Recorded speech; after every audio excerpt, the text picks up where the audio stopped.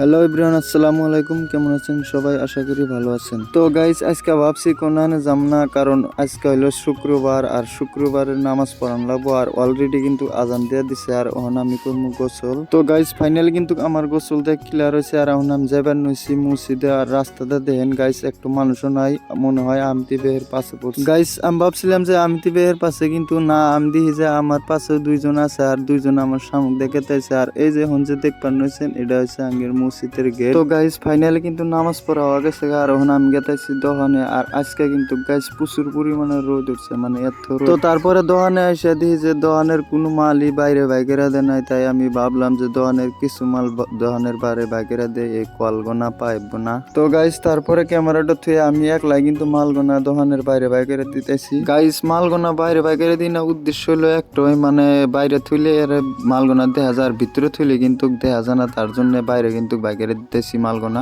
Guys, আজকের video কিন্তু এই ভিডিওটা ভালো লাগলে like, comment, share and follow করতে ভুলবেন না প্লিজ।